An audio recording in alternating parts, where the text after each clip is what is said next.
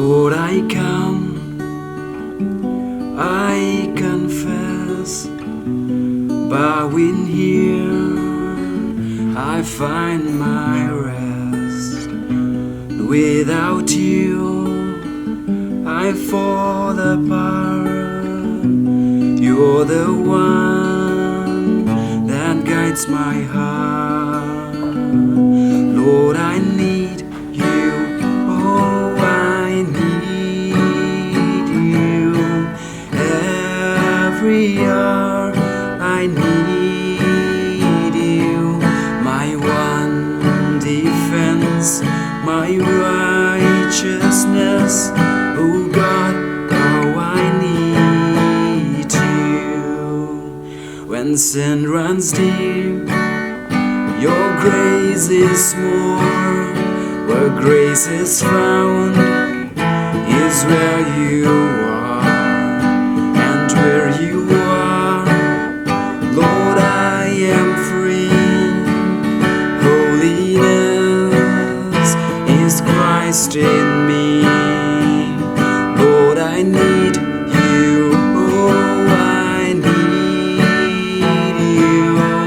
Every hour I need you. My one defense, my righteousness. Oh God, how I need you.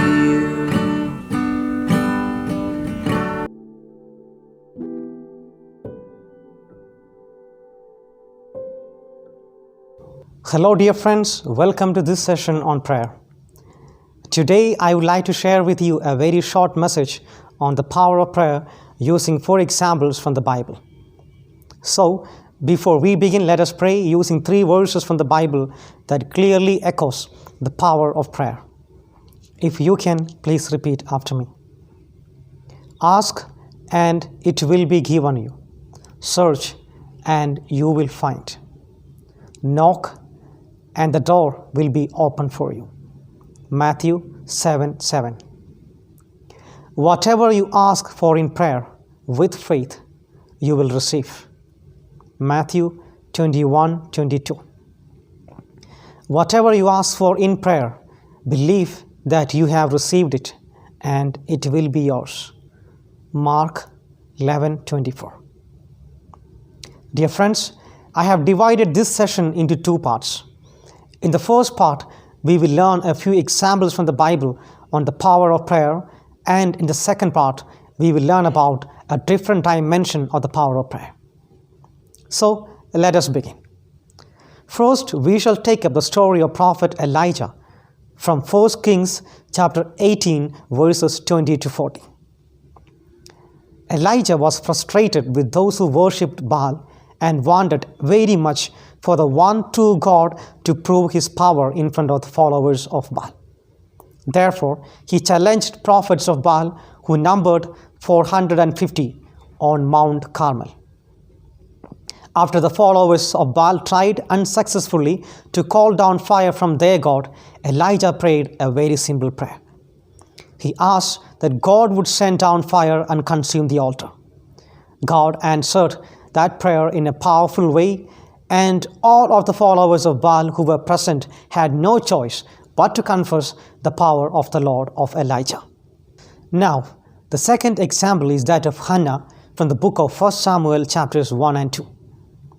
Hannah was the wife of Elkanah, but she had no children, and therefore she was looked down upon by the family and was considered as a cursed woman. So she went up to the temple and cried to the Lord with all her heart. And God heard Hannah and her prayer and touched so much that he was moved to give her a child. As promised, Hannah gave her child back to the Lord, and he was named Samuel, and he grew up to become the great prophet. The third example is that I would like to share with you is that of Daniel from the book of Daniel chapter 6 verses 10 to 28. Daniel was a God-fearing young man. And when the king ordered everyone to worship and pray to the king, Daniel continued to worship his God Yahweh. And so the officials incited the king to punish Daniel by throwing him into the den of lions. But lions did not touch Daniel because he was faithful to God and prayed to him unceasingly. And when Daniel was brought out of the den, the king proclaimed the God of Daniel as a sovereign God. And the last story is that of Peter's miraculous escape from the prison. We read about this incident in the Acts of the Apostles, chapter 12, verses 1 to 17. Peter was arrested by King Herod and put in prison on account of his preaching and ministry. When the Christians heard that Peter was arrested, they began to pray for him fervently. At night, the angel of the Lord appeared to him and set him free from the prison miraculously. Dear friends, these 4 stories from the Bible very vividly manifest the power of prayer. Prayer is a most powerful weapon against the devil and the most powerful means to attain God's graces and blessings. In the next part of this session, we will learn more about this topic. So, before we wind up, I would like to leave you an exercise to be done personally in preparation for the next section. I would like you to answer the following 3 questions and write them down if you can. The first question: write down the instances in your life when God heard your prayer and acted in your life. The second question: write down those instances when you prayed for someone and God heard your prayer and acted in that person's life. And the last question: write down those instances when someone else prayed for you and God listened to them and He acted in your life. So dear friends, until we meet again, goodbye and God bless you.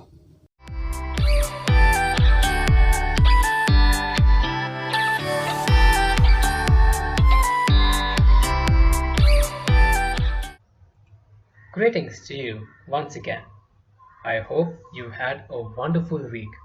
But now, once again, it's time to learn about a new saint.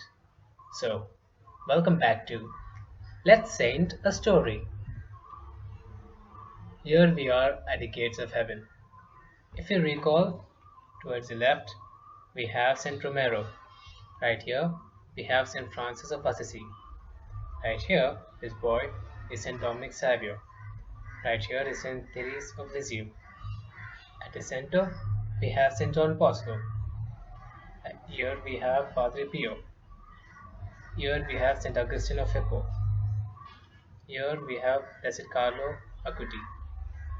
Here we have Saint Ignatius of Loyola. Right here we have Saint Teresa of Calcutta. Once again, I cannot stress this enough. If you don't recall the stories of any of these saints, you can always go back and watch the videos and learn about their stories once again. Remember, if you're equipped with the knowledge of these saints, you can talk to anyone who asks you about the saints, and thus you can inspire them. Inspiring them, you can help them change their lives, and probably they too can inspire others around them. So once again, if you don't recall the stories, you can always go back and watch the videos again. For those of you who were able to figure out the saint for today, congratulations! If you weren't able to figure out who the saint is for today, make sure you listen in and learn more about the saint today. So let's go ahead and let's meet the saint. Remember, this is going to be like a normal conversation. Imagine you're meeting the saint at a hotel or a nearby park. You want to make a new friend, so you ask the saint a few questions, to which the saint replies. So let's begin our conversation with the saint. This is the person you see in front of you. So you go ahead and you ask, "Hi, it's so nice to meet you. May I know your name?" To which the saint replies, "Hi, my name is Charles de Foucault, but you can call me Charles if you please."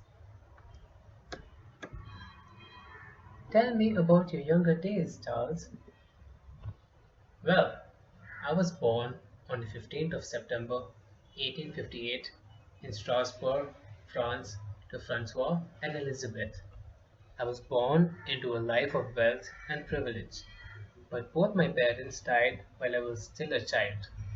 Me and my sister were then raised by my maternal grandfather.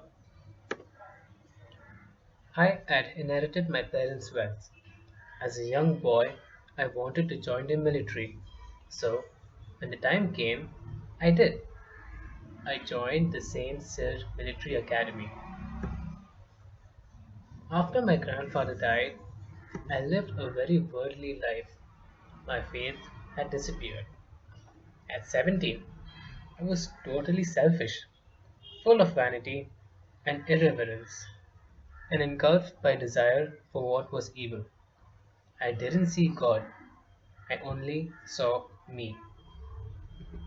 I went on to become an officer in the French army. Tell me more, Charles. In 1880, I had traveled to Algeria with my army regiment, where I had encountered the Sahara Desert for the first time. I was captivated by the view. I returned in 1883 to explore Morocco. I wrote a book about my travels. I even won awards for those. My life took a turn in the year 1886. Inspired by the Jews and the Muslims I had met during my travels, I resumed the practice of my Catholic faith. I joined a Trappist monastery in France, then later transferred to Syria. Leaving the monastery in 1897, I worked as a gardener and sacristan for the poor class nuns in Nazareth and later in Jerusalem. In 1901, I returned to France and was ordained a priest. Later that year, I journeyed to Beni Abbey, Morocco, intending to found a monastic religious community in North Africa that offered hospitality to Christians, Muslims, Jews, or people with no religion.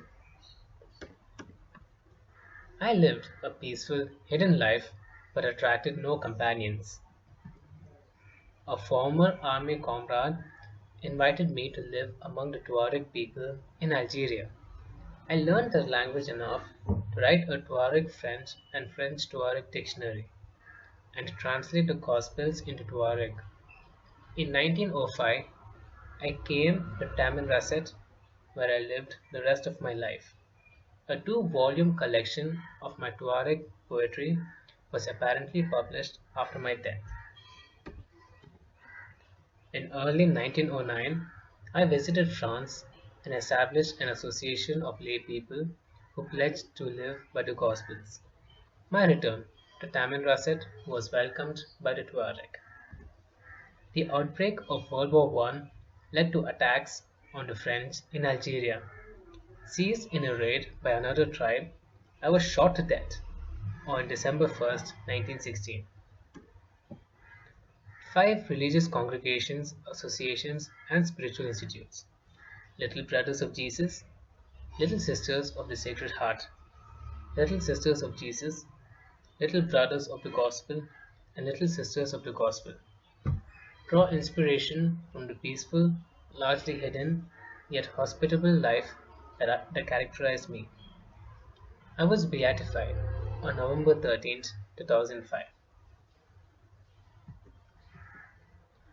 What can I do to be more like you, Charles? All you must do is live a simple life and help those around you. Appreciate God's creations and thank Him for it. Be there for those who need your guidance and support. Live a charitable life, a life away from all luxury. Pray to God as often as you can and spread His love to those around you in any way you can. It was great really meeting you, Charles. It was great meeting you too. Keep praying for me and pray to me. I too will be praying for you from up above. Before I leave, I would like to leave you with this quote. It is not necessary to teach others, to cure them, or to improve them. It is only necessary to live among them, sharing the human condition and being present to them in love. Good going! You made a friend in Blessed Charles de Foucault. Remember, it's what you learn that counts. This person, Charles, has lived with the people in Tuareg. What can you learn from this? It basically means that you need to share the experience of people around you. If they are poor, share that experience once. Just experience what it is to live a poor life. Then you know exactly how to help that person. And more than any materialistic resources that they need, love is the most important resource that you can give them. Love them and help them with your whole heart. This brings us back to the gates of heaven. As we can see, Blessed Charles has joined the ensemble of saints. This brings us to the activity called Who's That Saint? Towards the left, we have a silhouette of a saint, and towards the right, we have a set of clues that pertain to the saint in the left. The clues read out: Patron saint of chastity and purity was assassinated. Clubbing the silhouette on the left and the clues towards the right, if you can figure out who the saint is, type the answer in the comment section below. If you can't figure out who the saint is,